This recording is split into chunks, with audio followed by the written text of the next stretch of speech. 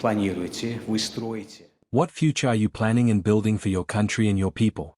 In this future, will any public dissent against the official line be penalized by law, as it is now?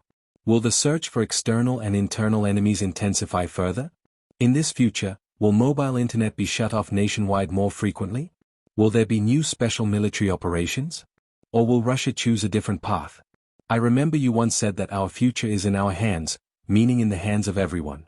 But practically all power in Russia is in your hands. This means the future, to a large extent, is as well. What will it be like? What lies ahead? A continuation of what we see now? Thank you. So, look, what will Russia's future be like? Will actions or people who disagree with the authorities' actions, as you said, be penalized by law? You are probably referring to our well-known law, which is constantly criticized, about foreign agents. Dear colleague, I want to draw your attention to the fact that this is not our invention. This law was adopted in a number of Western countries, in the United States, back in the 1930s. All these laws, including the US law, are much tougher. It provides for criminal penalties, including imprisonment, for political activity funded from abroad. We have nothing like that. Our law requires only one thing: if you are engaged in political activity, you must declare the sources of your funding. We do not have repression or criminal prosecution. Moreover, if people stop engaging in political activity or refuse foreign funding for such activities, they are removed from these lists. There are many such examples. There is also a question about what will happen next with the BBC. There is a multi-billion lawsuit from the US president against the BBC. That is their family business. Let them sort it out themselves. I do not want to rub salt into your wounds. I do not want to touch on this topic, although it is, of course, a problem. There is inaccurate representation of information and manipulation. It is obvious, and I think President Trump is right. But that is not the point. You asked whether there will be new special military operations. There will be no operations if you treat us with respect, if you observe our interests just as we have constantly tried to observe yours, and if you do not deceive us, as you did with NATO's expansion to the east. They said there would be no NATO move to the east. Not one. This is a direct quote. So what happened? As we say in our country, we were conned. Our security interests were simply ignored. You did not create this personally, of course, but Western politicians created the current situation with their own hands. And they continue to escalate it. They constantly talk about preparing for war with Russia. But you live here, as far as I know, not for the first year. You understand this. I think those who talk about war with Russia also understand. So what, are we going to attack Europe now? How ridiculous is that? This is done based on domestic political considerations. It is done to create the image of an enemy. In this case, creating an enemy image out of Russia is meant to cover up the systemic mistakes made by many Western governments over the years in both economic and social policies.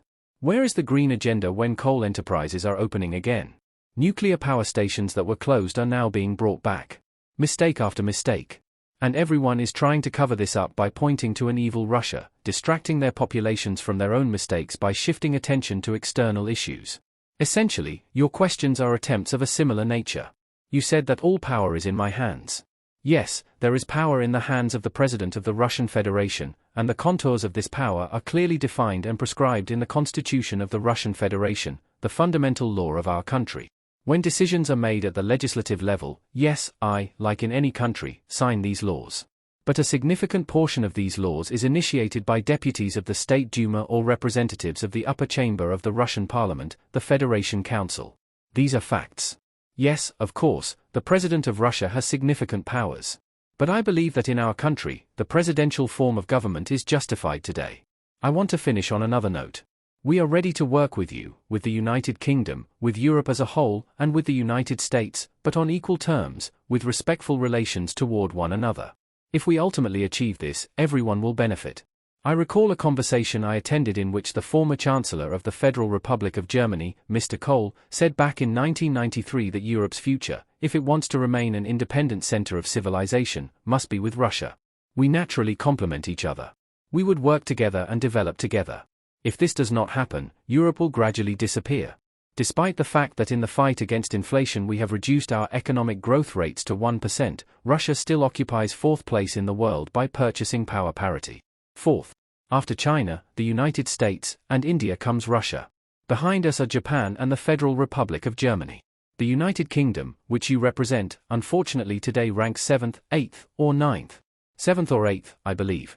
If we combined our efforts with European countries, Russia and Europe together, our combined GDP by purchasing power parity would be greater than that of the United States. Clearly, this is theoretical, but the fact remains that by combining and complementing our capabilities, we would thrive rather than fight each other, as you currently do toward Russia. We are not at war with you. But you are at war with us through Ukrainian nationalists. We are ready to stop these combat actions immediately, provided that security conditions for Russia in the medium and long term are assured, and we are ready to cooperate with you.